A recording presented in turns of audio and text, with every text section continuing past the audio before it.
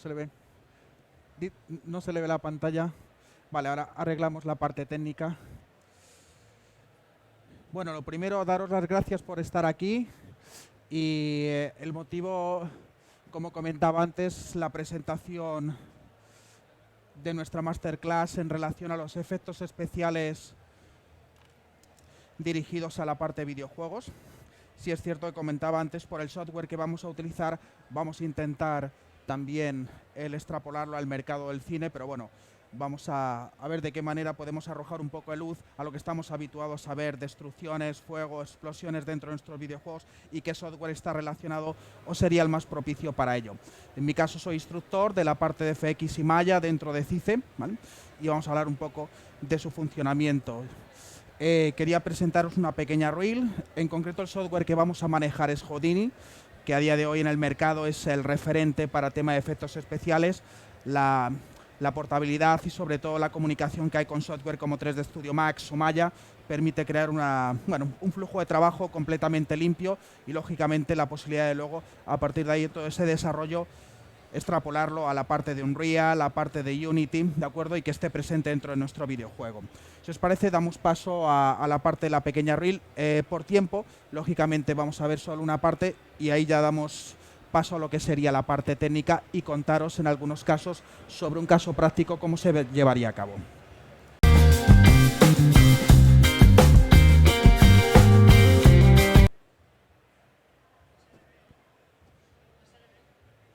No se le ve.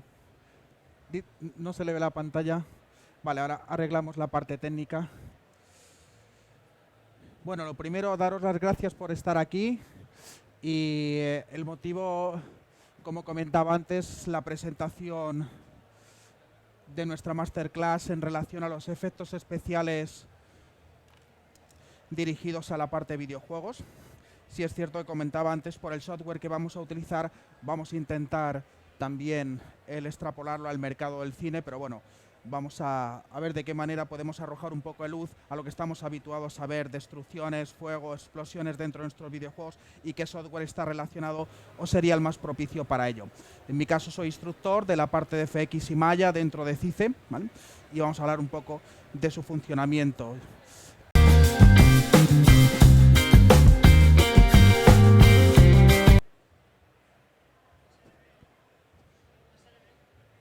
No se le ve. No se le ve la pantalla. Vale, ahora arreglamos la parte técnica. Bueno, lo primero, daros las gracias por estar aquí. Y el motivo, como comentaba antes, la presentación de nuestra masterclass en relación a los efectos especiales dirigidos a la parte de videojuegos. Si es cierto que comentaba antes, por el software que vamos a utilizar, vamos a intentar también el extrapolarlo al mercado del cine, pero bueno, vamos a ver de qué manera podemos arrojar un poco de luz a lo que estamos habituados a ver: destrucciones, fuego, explosiones dentro de nuestros videojuegos, y qué software está relacionado o sería el más propicio para ello. En mi caso soy instructor de la parte de FX y Maya dentro de CICE, ¿vale? Y vamos a hablar un poco de su funcionamiento.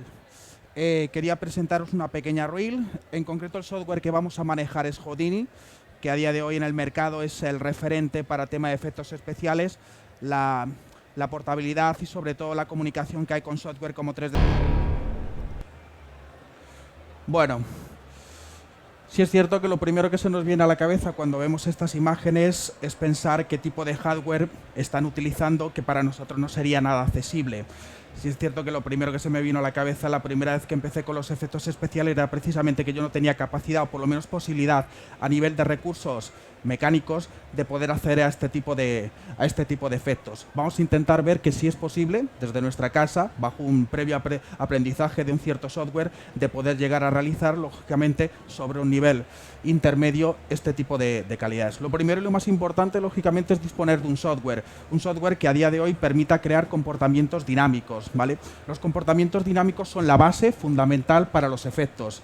Cuando hablamos de comportamientos dinámicos, estamos hablando de la posibilidad de poder permitir que cualquier tipo de objeto que nosotros desarrollemos o construyamos asignarle propiedades físicas que bajo un entorno que supone que tiene un comportamiento físicamente real pueda utilizar esas propiedades que hemos designado o programado y que reaccione lógicamente como reaccionarían en un entorno real. Esa es la base fundamental. Para eso presentamos Houdini. Houdini nos permite precisamente todo lo que nosotros construyamos designar propiedades físicas a estos objetos y crear comportamientos de cualquier tipo. Desde comportamientos de simulación de fractura, rotura, como vamos a ver hoy, simulación de comportamientos de fluidos como pueden ser explosiones, humos y fuegos, simulación de líquidos y reacción y sobre todo, y lo más interesante, la interacción de todos estos elementos entre sí, que es lo interesante. Obviamente no se queda ahí, sino la posibilidad de luego exportar todo este material y que pueda estar presente dentro de nuestro videojuego y añadir, obviamente, e incrementar su aspecto visual, que es muchas veces la parte más interesante y el reclamo más publicitario que suelen tener los videojuegos. Bueno, el ejemplo, vamos a hablar un poco del ejemplo que he traído y que propongo. Por tiempo, obviamente, vamos a intentar minimizar el coste y me he preparado aquí un pequeño ejemplo donde muestro la posibilidad de poder conjugar diferentes elementos y lo que sería el típico efecto que nos podemos encontrar de manera común en nuestros videojuegos. El objetivo, lógicamente, es el poder congregar lo que sería simulación de diferentes tipos de objetos, como estamos viendo, la reacción que tienen de objetos rígidos, como puede ser la destrucción del propio muro, la destrucción del propio tejado, y lo que desencadena en la destrucción de estos objetos, como puede ser el propio polvo, ¿vale? E incluso la posibilidad de que pudiésemos incrementar el efecto con una explosión o cualquier elemento gaseoso. ¿De acuerdo? Bueno, lo primero que vamos a construir y cuál es el punto de partida va a ser siempre partir de una geometría. Esta geometría tiene que tener unas condiciones bases para que pueda ser destruible, sobre todo porque los engine o los motores de destrucción requieren que tenga unas condiciones y que esté lista esas condiciones para luego poder asignar correctamente las propiedades físicas y la interacción entre estos tres elementos. Esto es fundamental, mantener limpio este flujo de trabajo, porque los motores que calculan este tipo de simulación tienen un coste grande a nivel de hardware. Eso que condiciona que tenemos que tener muy limpio el flujo de trabajo para no exceder lo que serían los recursos de la máquina. Luego, si queréis, incluso podemos hablar de configuraciones para ver qué necesitaríamos como mínimo para poder gestionar todo este tipo de proyectos. En mi caso, vamos a preparar, me he traído una preparación de una escena donde vamos a comenzar a destruir nuestro elemento. Voy a preparar el proyecto y vamos a ver cómo gestionamos de principio a fin la parte de nuestro objetivo. Vale, cogemos este señor y cargamos. Bueno, vamos a partir de un elemento básico, que es básicamente una pared que me he construido dentro del entorno y al cual le he asignado una pequeña textura, y vamos a ver cuál sería el sistema de trabajo para poder destruir este elemento. Una de las partes más importantes que deberíamos de pedir a nuestro software sería el poder trabajar con un software que permita que en cualquier momento podamos hacer modificaciones dentro de nuestro objeto sin perder nada de información tanto hacia adelante o hacia atrás. Esto Houdini lo hace a la perfección, ¿vale? En nuestro caso, lo que estamos partiendo es de una geometría muy sencilla, como vemos aquí en este ejemplo, del cual nosotros luego vamos a implementarle diferentes detalles, como pueden ser texturas, como pueden ser fracturas en el propio modelo, y que a partir de ahí, si el cliente o el guión no lo requiere, que podamos hacer cambios. Si necesitamos que la destrucción se lleve a cabo con más trozos en otra localización, podamos hacerlo sin romper en ningún momento todo el trabajo, tirar por tierra el trabajo anterior. Eso Houdini lo hace a la perfección. El motivo de hacerlo correctamente es por el sistema de trabajo que tiene Nodal. Se conoce como sistema nodal o sistema escalar. Todo lo que estáis viendo aquí son procesos que generan cualquier tipo de transformación o una transformación física en el propio modelo, y que en cualquier momento yo tengo visualmente cada uno de los pasos por lo que ha ido pasando mi modelo hasta llegar al punto en el que se supone que podríamos dar como resultado final. Si el cliente decide que nosotros queremos hacer alguna modificación, yo no voy a tirar por tierra el trabajo final, sino que puedo acceder a cualquiera de estos nodos y hacer algún cambio sobre ello, actualizándose lo que sería la simulación final, como ahora veamos. Eso es fundamental, sobre todo porque estamos hablando que el tirar por tierra trabajo es coste, y ese coste lógicamente tendría repercusión en el resto de departamentos de la producción. Bueno, pues vamos a ello. Lo primero que me planteo es asignar, como he hecho, una propiedad básica en el modelo, y es el hecho de que puedo asignar una textura para que el modelo tenga una representación cercana al objeto que quiero destruir. Houdini, si hablamos de los cuerpos rígidos, que son la fractura de cuerpos que en un principio no tienen deformación cuando reaccionan o colisionan entre sí, puede gestionar millones y millones de objetos, incluso tiene diferentes sistemas de trabajo. El principal objetivo sería definir lo que se conocen como puntos de fractura del modelo. Para ello, vamos a utilizar un nodo. Todo se gestiona a través de nodos y cada uno de estos nodos puede aportar información. ¿Qué es lo que estamos viendo actualmente? Lo que estamos viendo es una serie de puntos, que estos puntos luego se van a traducir en puntos de fractura. Podríamos decir que cada punto va a tener un volumen asociado a la geometría actual que estamos viendo. Para ello, vamos a decirle que ahora podamos utilizar estos puntos como localización para la fractura de nuestra pared. Vamos a utilizar un nodo que está precisamente orientado a ello, Voronoi Fracture. El nombre viene de Voronoi, de lo que sería una ecuación matemática que permite definir la forma en la que queremos matemáticamente destruir la superficie a partir de unos puntos en el espacio. Nos va a pedir una serie de puntos y la geometría a destruir. ¿El resultado cuál es? Pues si combinamos los dos elementos asignando puntos de fractura sobre el modelo original, el resultado que estamos viendo aquí en Wireframe, podemos ver que ya nuestro modelo de origen, ¿vale?, tiene una fractura asociada a cada pieza, ¿vale? Para ver un poco más claro lo que está sucediendo, voy a utilizar un nodo que permite hacer visible cada uno de los trozos y ver cómo de forma automática cada trocito ha cogido la parte que le corresponde a cada textura, ¿vale? Y en ese caso, en el momento que comience la destrucción, cada trozo se llevará y arrastrará la parte de textura que le corresponde. De esta manera lo podríamos implementar incluso con una foto real o la implementación sobre lo que sería una imagen real y simular que parte de un edificio que se grabó se pudiese destruir, ¿de acuerdo?, con la parte correspondiente digital correspondiente a la parte de la textura que se asociaría de la fotografía. Bueno, sí es cierto que el tipo de fractura que estoy utilizando es muy básica, porque veis que la fractura a nivel de material se está descomponiendo de manera uniforme. Hay materiales que en este caso tenemos que analizar cuál sería a nivel de átomo, cuál sería el tipo de estructura o fractura que tendría para hacer mucho más cercano y más creíble el comportamiento, como luego veremos. Bueno, a partir de este momento podríamos decir que el modelo ya está en disposición de crear un comportamiento dinámico.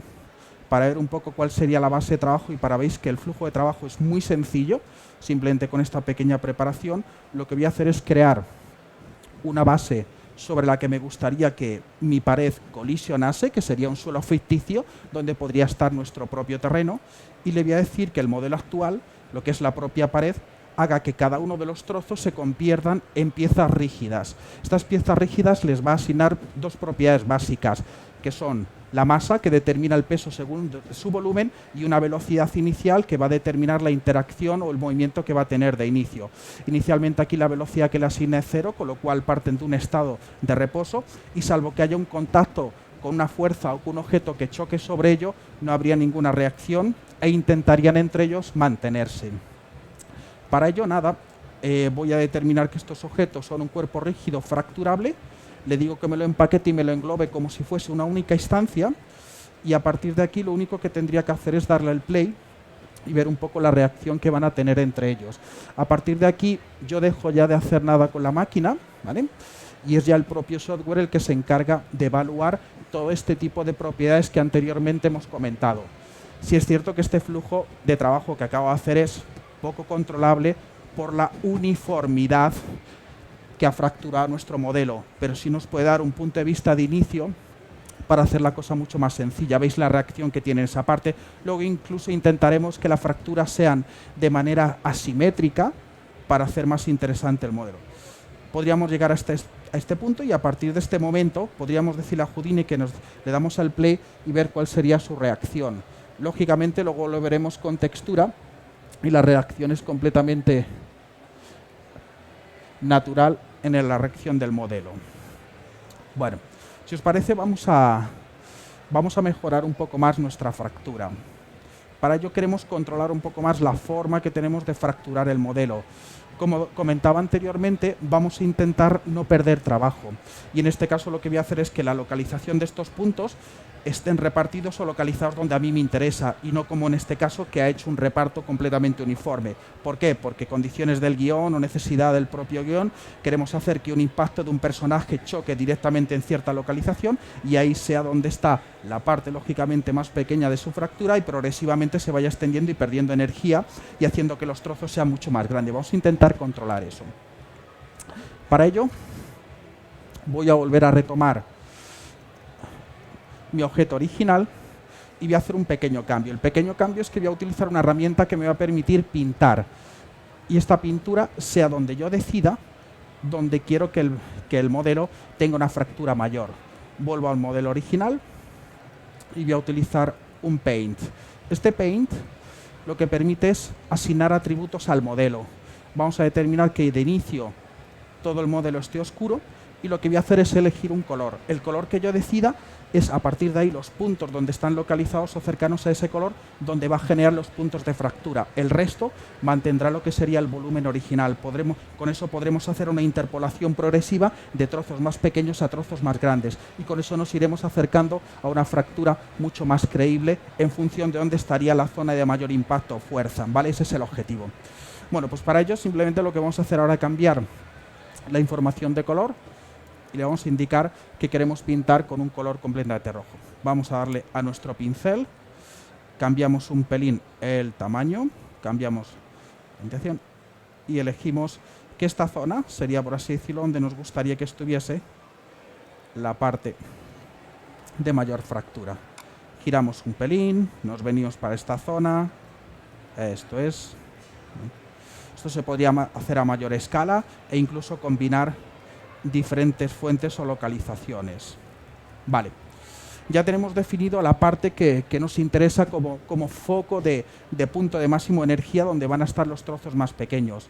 Claro, si nosotros volvemos a entrar otra vez a nuestro scatter, vemos que los puntos se siguen repartiendo de igual manera en toda la superficie de manera uniforme, con lo cual no hemos conseguido nada.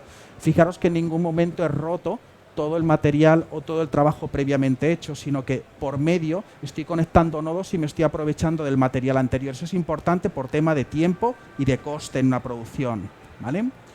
Bueno, pues vamos a decirle ahora a este señor que en vez de que haga un reparto uniforme, que directamente coja un atributo que yo le he asignado, que es directamente un atributo de color, y que determine que los puntos que tiene una información de color, en este caso rojos, sí le asigne puntos y el resto de puntos los mantenga con su origen y deje la estructura cercana al origen. Pues para eso vamos a decirle que queremos utilizar un atributo de densidad. Esta densidad de puntos la va a tomar del atributo que acabo de crear anteriormente y veis que ahora el reparto se hace única y exclusivamente en la zona donde yo he pintado. Si es verdad que el paso de esta zona al resto no se va a hacer de manera brusca, sino que irá progresivamente haciendo que los trozos salten a trozos mayores, ¿de acuerdo? Y no con un salto grande. Voy a bajar el número de puntos total con el que quiero romper mi figura y vuelvo otra vez. ¿Veis? No rompo el método de trabajo, sigo reutilizando el material anterior y espero. A partir de aquí, si hacemos visible los propios trozos, vamos a quitar, y lo vemos aquí en esta parte, perdón. Y esto es lo que acaba de ocurrir. Lo que acaba de ocurrir es que ahora los trozos tienen una localización muy concreta y están única y exclusivamente como parte más pequeña en la parte donde yo he dibujado. Vamos a verlo con el nodo anterior y le decimos que nos pueda mostrar la situación de esta parte. ¿Qué es lo que tenemos?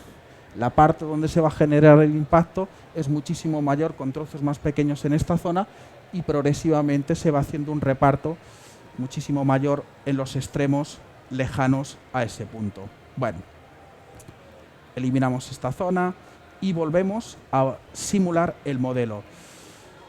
¿Qué es lo maravilloso que tiene? Pues lo maravilloso que tiene es que vuelvo otra vez a reutilizar el material anterior, rebobino y me voy al primer fotograma y simplemente lo que voy a hacer es ahora un pequeño cambio. El pequeño cambio que voy a hacer es insertar un impacto. Hasta ahora simplemente lo que he hecho, si le doy al play y dejo que reaccione, lo único que voy a hacer es que la única reacción que tiene es la relación que tiene con una fuerza que es la gravedad.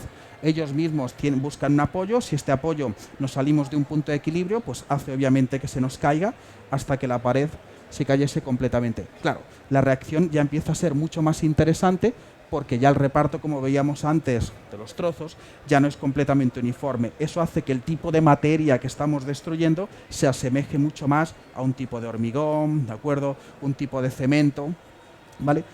Y de esta manera, si queremos hacer la incursión de un elemento dinámico para simular el impacto, pues lógicamente donde estuviese la fuerza del choque es donde podríamos tener los trozos más pequeñitos y a partir de ahí que se hubiese extendiendo y que progresivamente esta fuerza cayese, ¿vale?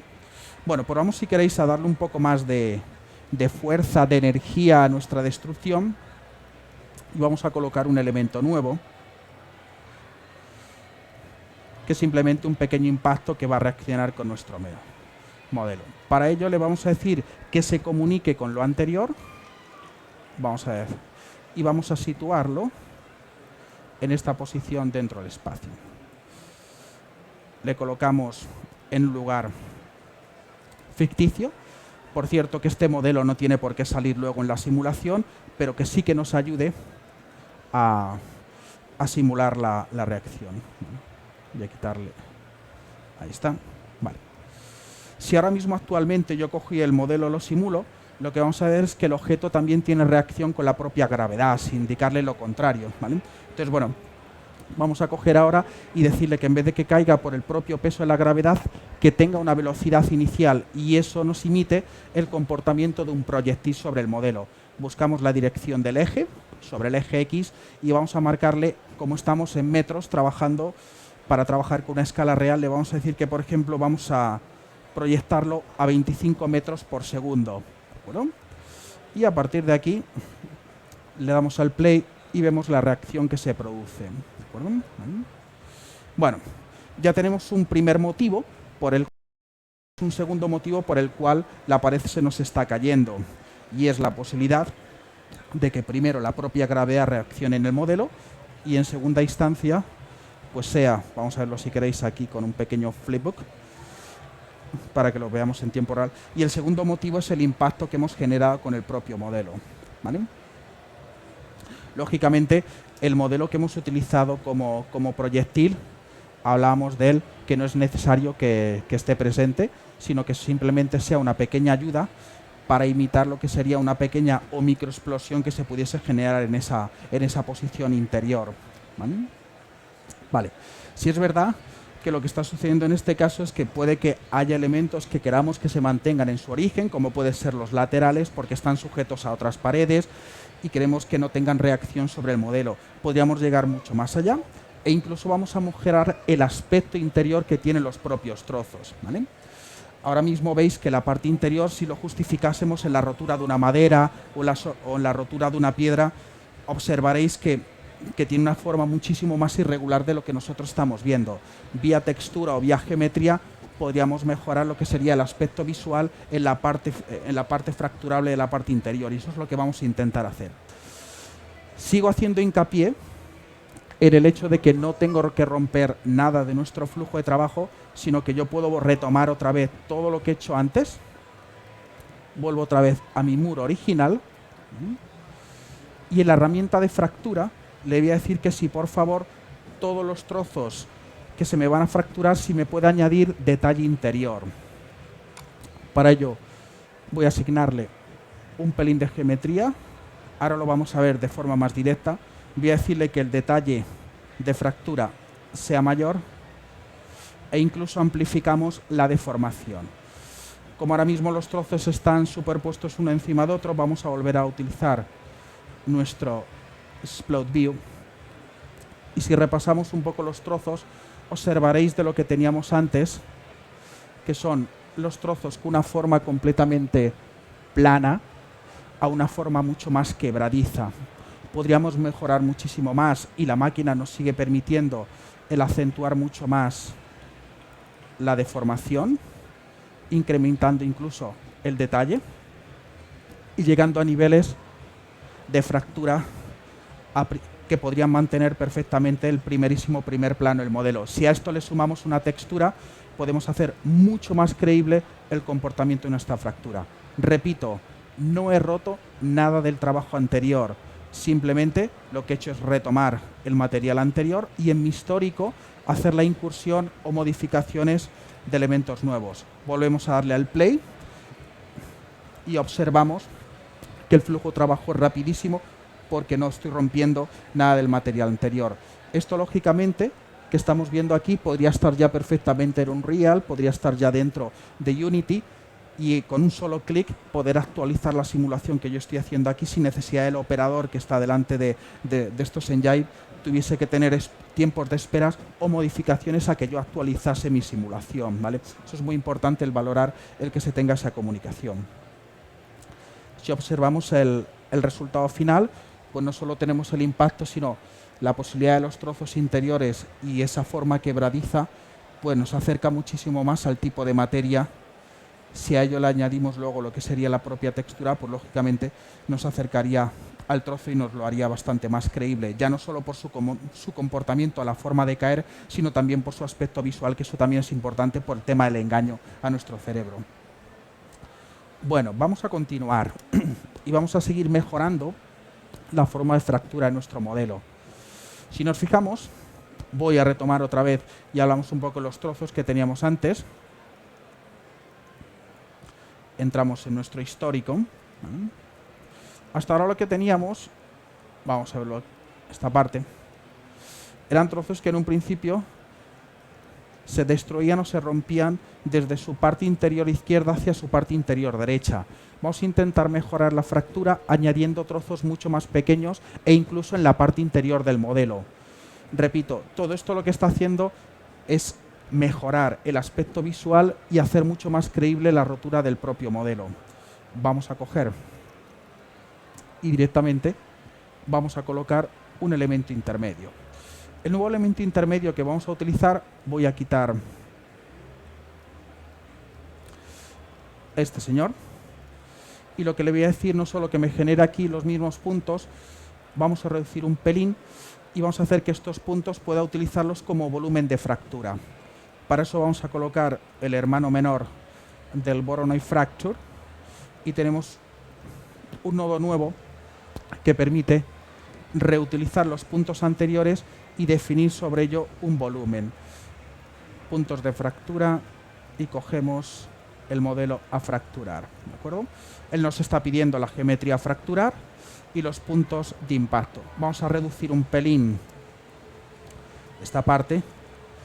Bien, y aquí tenemos un resultado con un volumen. ¿Este volumen a qué está asociado? Este volumen está asociado a que él genera unos puntos nuevos que tienen relación con los puntos anteriores, donde nosotros hemos designado esta zona donde debería de localizar nuevos puntos.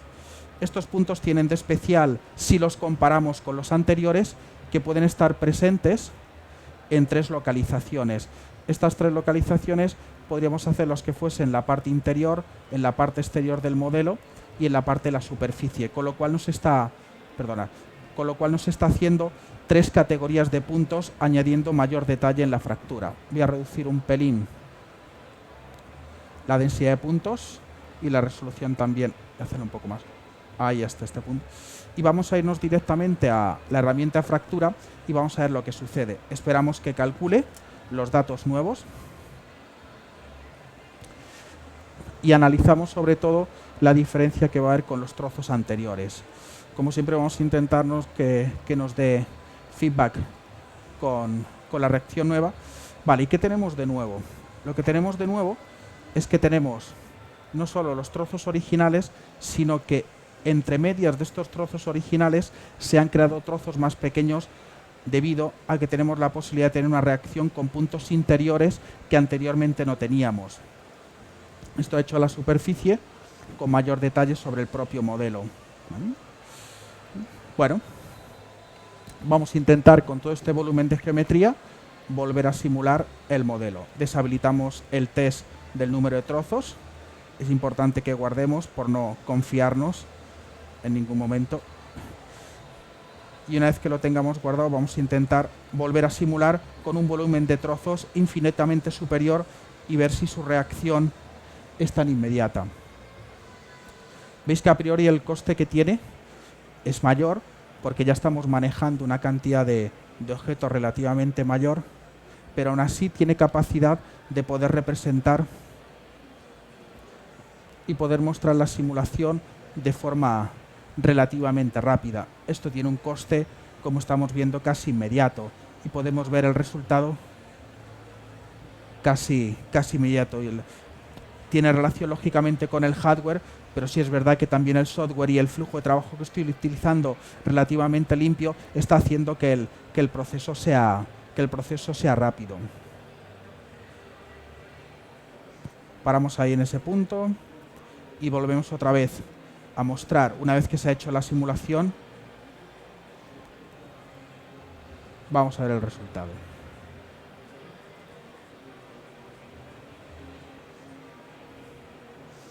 Y a partir de ahí podemos analizar e ir evolucionando con los diferentes niveles. Aquí lo tenemos.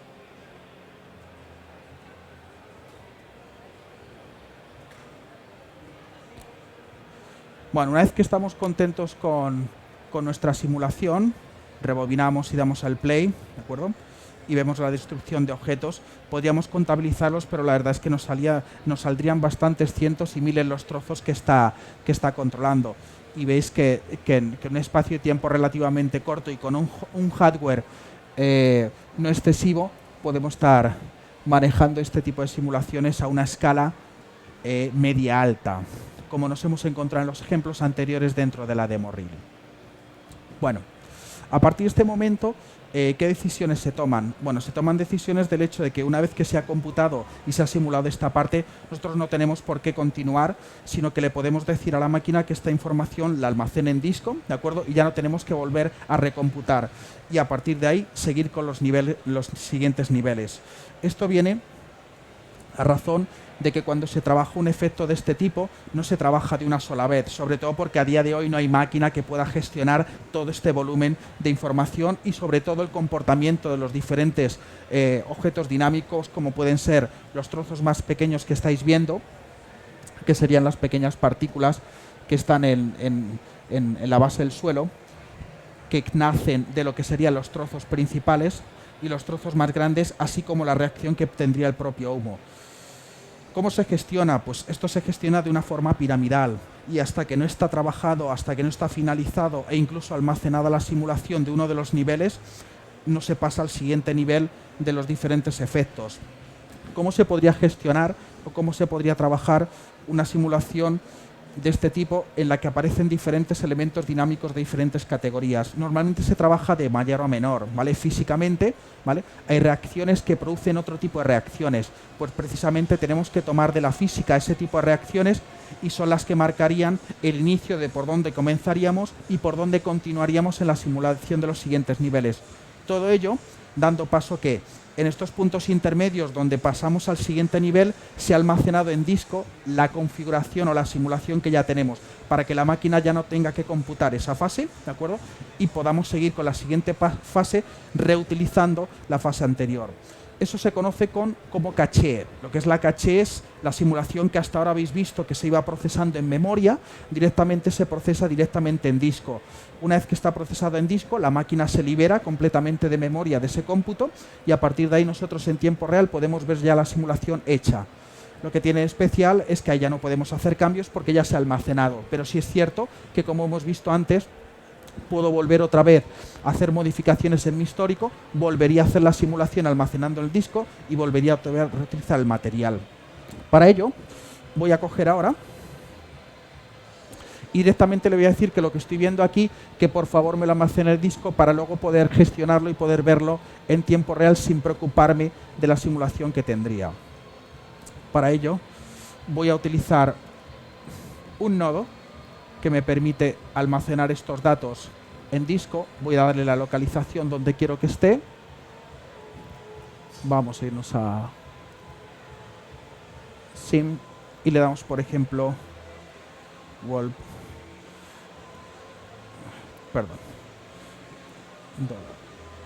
f.video. Perfecto. Vale. Vamos a ponerle 3 dígitos y le decimos que queremos gestionar una cantidad de fotogramas, por ejemplo, de 100 frames. Right. Vale, y a partir de este instante empieza un proceso que es de simulación, pero de almacenaje en disco. Lo que está haciendo es lo que hemos visto anteriormente, ¿vale? Pero directamente, en vez de cargarse en memoria, se está almacenando en mi disco duro. Aquí es donde nos podemos encontrar con un pequeño cuello de botella, porque estas simulaciones tienen un peso grandísimo.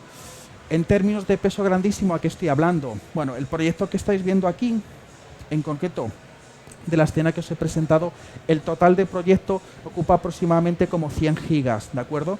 Y parte de estos 100 gigas en disco se lo lleva única y exclusivamente el almacenaje de los datos de simulación.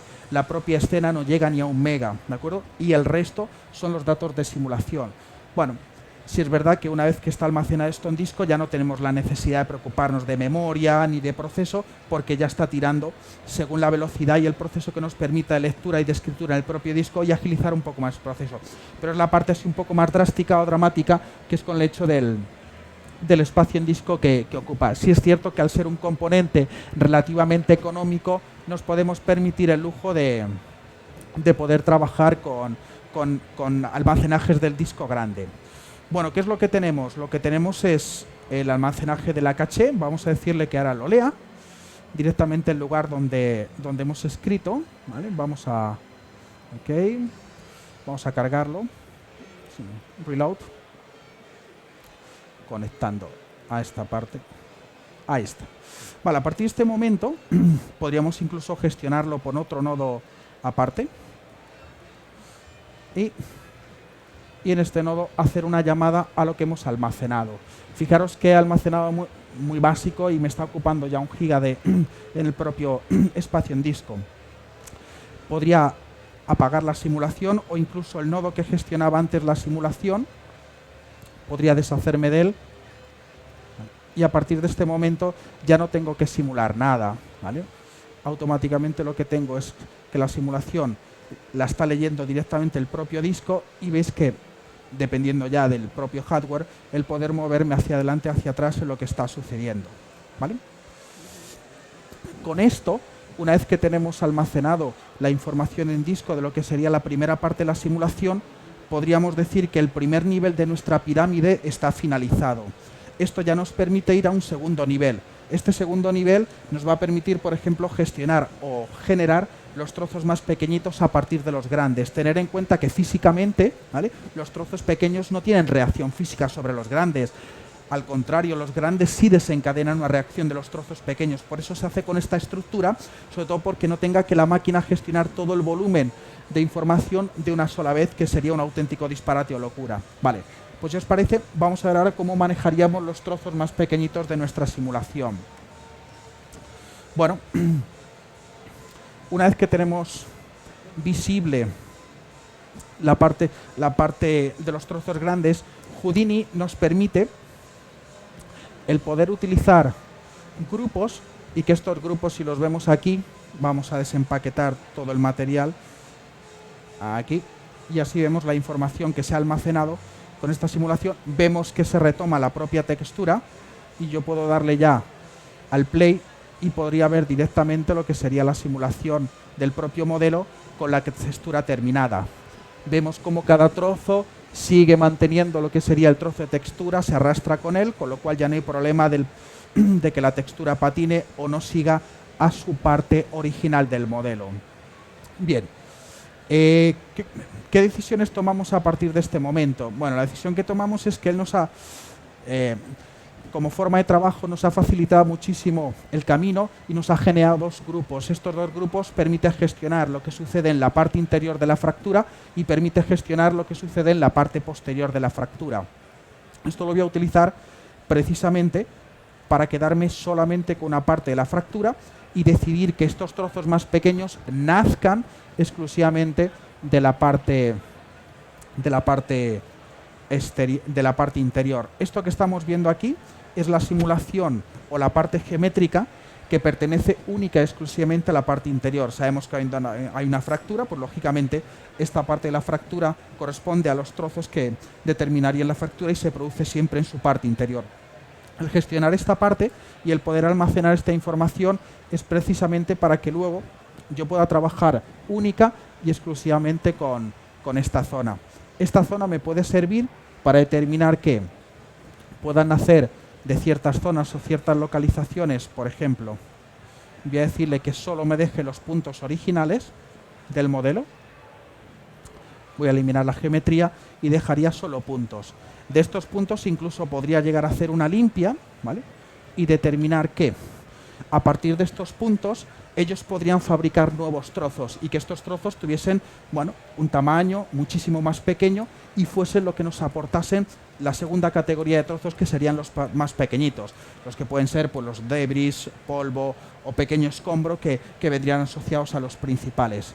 A partir de aquí se cambia el tipo de simulación y al ser trozos más pequeños, visualmente el cerebro, ¿vale?, los cataloga en una segunda categoría y son menos visibles para nosotros. Eso significa que es más permisivo el que utilicemos otro tipo de simulación. Hasta ahora habíamos utilizado una simulación basada en lo que sería cuerpos rígidos, ¿vale? Y a partir de este momento utilizaríamos una simulación basada en partículas. ¿Qué?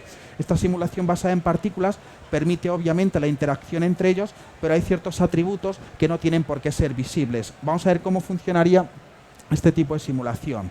La simulación para este segundo tipo de objetos podría partir de lo que serían nuestros objetos o nuestros primeros trozos. Vamos a crear una localización en el espacio. Para ello vamos a fabricar un simulador de partículas. Creamos una localización en este punto. Si es verdad que todo esto, como ya no nos interesa, lo vamos a quitar porque ya no es necesario. Nos vamos al principio de la simulación y quitamos todo esto y dejamos única y exclusivamente lo que sería el suelo donde va a reaccionar la simulación. Cambiamos el orden y cambiamos la posición de este emisor de partículas. Vale. En la localización nos venimos aquí al location y vamos a coger el emisor de partículas y lo vamos a situar en una posición en el espacio mayor. Vale. Podría utilizar incluso, en el supuesto que fuese necesario, vamos a coger, por ejemplo, una pared ficticia. Vamos a rotar esta pared, la colocamos a menos 90 grados, la situamos a una altura y le modificamos un poco este espacio y simulamos que el lugar de donde van a nacer las partículas podrían ser este punto. Este señor, si queréis, lo vamos a utilizar como elemento de nacimiento de las partículas. Lo tenemos ahí asociado y a partir de aquí las partículas empezarán a nacer de esa localización. ¿Vale? Si queremos que solo se lleve a cabo en cierto momento, ¿vale?, porque obviamente entendemos que los trozos tienen un periodo de nacimiento y a partir de cierto momento se pararía, pues nosotros nos podríamos ir a su fabricación y decirle que solo estuviese presente a partir de una pequeña función menor o igual, por ejemplo, 5 frames. En este caso podemos controlar que a partir de ese momento, aquí, esto es, todo lo que esté por encima de 5 frames, él determina que ya no fabrica esos trozos y esto, por ejemplo, nos podría servir para gestionar la rotura, por ejemplo, de un cristal, de un impacto sobre una ventana. Claro, si es cierto que ahora mismo lo que tenemos simplemente son puntos en el espacio. Estos puntos no tienen ninguna relación, simplemente por el hecho de ser puntos, porque físicamente en render la única representación que va a tener es de puntos. Lo valioso de esto es que a partir de este instante nosotros podríamos aprovechar estos puntos y asignarle cualquier tipo de geometría. Decirle que en vez de que sean puntos podrían ser trozos de cristal, o diferentes piezas que se asociasen entre ellos y que eso desencadenase los trozos más pequeñitos. Vamos a intentar hacerlo. Vamos a crear una base, pues por ejemplo, de una geometría tipo, una simple caja. ¿Vale? Y esta caja lo que vamos a hacer es designarla como base para poder duplicar sobre estos puntos. Asignamos una copia y le decimos que los puntos sobre los cuales queremos duplicar nuestra geometría es esto. Bueno, lo que nos ha asignado es de forma automática a cada punto, ¿vale?, una pieza, pero vamos a ser un poco menos permisivo y vamos a intentar recrear un comportamiento más aleatorio para simular los trozos más pequeñitos y simular el pequeño escombro que generaría en la propia fractura. Para ello, bueno, vamos a crear pequeñas funciones matemáticas y vamos a crear atributos que permitan randomizar, por ejemplo, la escala del modelo. Asignamos una variable, ¿de acuerdo?, run $pt, y a partir de aquí, que esto, a partir del modelo, vamos a meter una transformación. Podríamos gestionar, por ejemplo, su escala. Vamos a hacer una llamada a este señor. Aquí. Le damos la ruta de donde queremos que coja los datos. Le damos el nombre de la variable, run scale, y ponemos el index del que comenzamos. Bueno, lo que estamos consiguiendo, ¿vale?, es que ahora cada trozo tenga un aspecto diferente entre sí. Vamos a intentar multiplicar toda esta función por un valor pequeñito, ¿vale?, y así tener un aspecto diferente entre ellos, ¿vale? Vamos a aprovechar incluso a colocarle, como antes, el suelo ficticio sobre el que reaccionaría. Nuestro ground, conectamos el ground como antes, quitamos y aquí vemos la colisión que tendría sobre la superficie. Vale, vamos a intentar hacer un comportamiento más aleatorio entre ellos. Lo tenemos aquí, la información, y hasta ahora lo que habíamos hecho es que el tamaño entre ellos fuese diferente. Vamos a intentar incluso que la orientación también pueda ser diferente entre ellos. Nos vamos también a la parte de la rotación y le decimos que queremos, con la misma función, replicar run scale con el mismo nombre de la función, ¿vale?, y multiplicamos, por ejemplo, por 360 grados. Esto mismo vamos a copiarlo y le decimos que suceda por igual en el resto de ejes. Vale. ¿Qué ha permitido? Pues ha permitido, vamos a ponerle aquí un valor más pequeñito para que así se asemeje un poco más. Ahí está, trozos más pequeñitos, y así que sean menos visibles entre ellos. Bueno, lo que está permitiendo es hacer que ahora cada trozo no solo tenga un tamaño o una escala diferente entre ellos, perdón, sino que entre ellos también tengamos la posibilidad de hacer que la orientación del modelo sea completamente diferente entre sí. ¿Vale? ¿Qué permitiría? Pues esto sumarse a lo que ya teníamos antes. Vamos a decirle que vamos a cargar los datos anteriores. Aquí el modelo original. Perdón. Y con esto situar la parte de los trozos. Vamos a subir un nivel.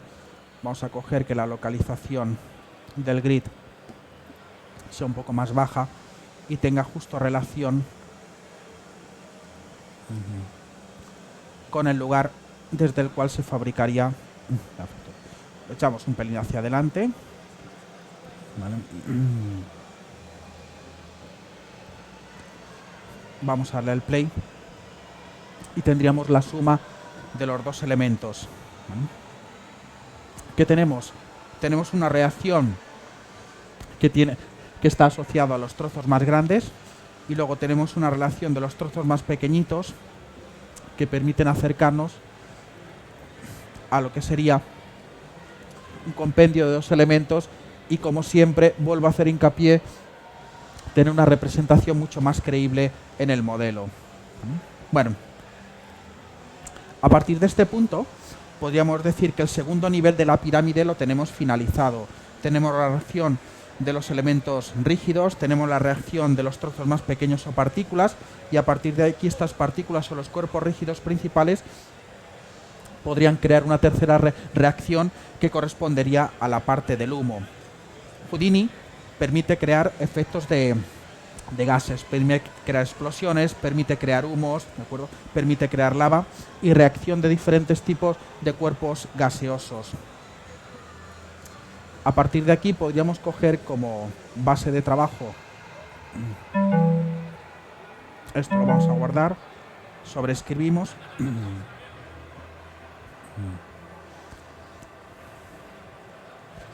y vamos a crear la emisión de un cuerpo. Este cuerpo lógicamente puede ser dinámico, vamos a decirle, vamos a aplicar una función seno por el tiempo por 2, perdón, esto aquí, f por 2, ahí está. Y esto que permita que el objeto se esté desplazando en una dirección y otra. Vale. Este objeto lo vamos a utilizar como emisor. Nos vamos a ir al apartado de fluidos, en PyroFX, y todo esto son presets que permiten ya crear reacciones físicas en el propio modelo. Vamos a crear, por ejemplo, un simple Billow Smoke, y automáticamente con el objeto que le hemos asignado como emisor, si cambiamos su aspecto y damos al play, vamos a ver que automáticamente se crea una reacción con el gas que sobre propiedades de densidad, propiedades de temperatura, podría crear físicamente la reacción que tendría el propio emisor ante su movimiento y cualquier otro tipo de reacción física que se pudiese producir. Si a esto le asignamos, por ejemplo, una fuente luz, vamos a colocar una fuente luz. Físicamente, esta fuente luz también tendría una representación en la propia escena y podría crear la propia volumetría, ¿vale? Aquí podemos ver la densidad que está generando el propio humo en la escena. Lo maravilloso que tiene Houdini es que la reacción de sus cuerpos dinámicos pueden interactuar entre sí. ¿Eso qué significa? Que yo puedo ahora en mi simulación colocar físicamente una esfera, animar esta esfera, vamos a decirle que sea un cuerpo rígido, vamos a situarla en esta posición, vamos a animar su posición en Z y nos venimos a otro lugar y hacemos que la posición de la esfera pase por este lugar. Ahora mismo es un cuerpo que no es reconocible, ¿vale? por el propio gas, la propia simulación, y lo que vamos a hacer es decirle que se pueda comportar y reaccionar ante la interacción con ello. Pues de igual manera nos venimos a nuestra simulación de cuerpos rígidos y lo convertimos en un cuerpo estático. Este cuerpo estático va a permitir, perdón, aquí.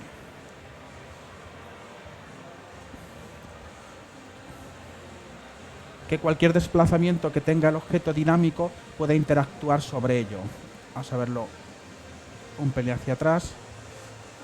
Aquí. Hemos dicho que era estático, perdón, un dinámico, y en la simulación lo ponemos como activo. Vamos a darle el play.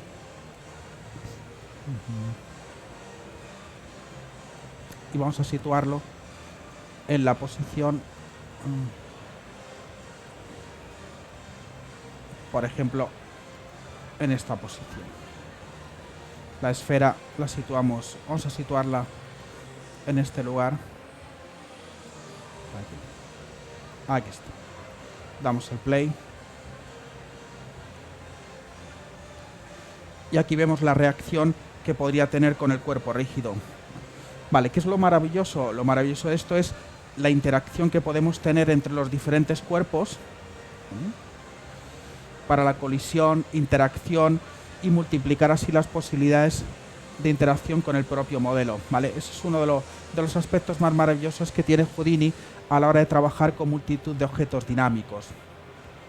Houdini no queda ahí, ¿de acuerdo?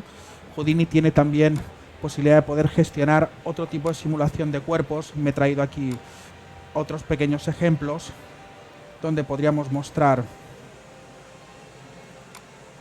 el control. Vamos a ver aquí para poder finalizar. Vamos a ver si tenemos aquí en este.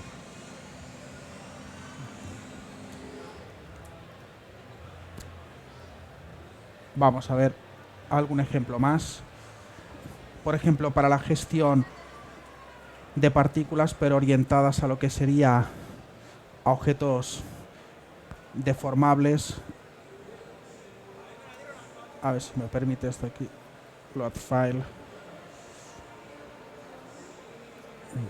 Esto vamos a cerrarlo y quería enseñaros un par de ejemplos más que traigo. Aquí está. Vamos a irnos aquí. Esto es. Bien. En este caso lo que he hecho es coger una figura sólida y convertirlo en un cuerpo fracturable, pero con una característica muy curiosa, y es que he convertido mi modelo en arena, ¿vale? Tengo la pequeña cara de un cerdo, ¿de acuerdo? Y le he dicho que este cuerpo directamente se rellene de pequeñas partículas con propiedades de color asimétricas para que tenga un aspecto de arena. Automáticamente lo meto dentro de la simulación y con el resto de objetos que he simulado podría conseguir pues, situaciones de tipo de las que vais a ver, ¿de acuerdo? ¿Vale? Lógicamente nosotros podemos controlar y poder regular que la arena pueda convertirse en arena seca o arena mojada. Aquí simplemente le he asignado un atributo que permite gestionar el control, la cercanía o lo que sería la relación que tiene con sus partículas vecinas, y con eso simular lo que sería la deformación del propio modelo. Vamos a ver algún ejemplo más.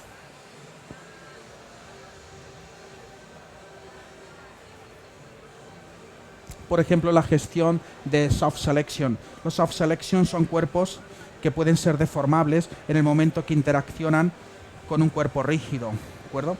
Y que físicamente, que el mismo volumen que teníamos directamente reaccione ante un comportamiento físico elástico. Podemos también generar o gestionar líquidos y el mismo modelo determinarle que con propiedades a partir de fricción, perdonad, el que está, quería esto.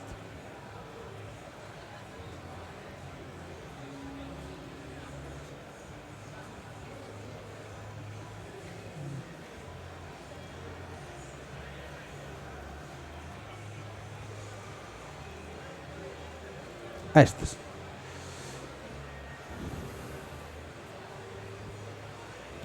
El mismo modelo, pues directamente que tenga unas propiedades flexibles, llegaba incluso el poder desinflarse y descomponerse en otro tipo de materia. ¿De acuerdo?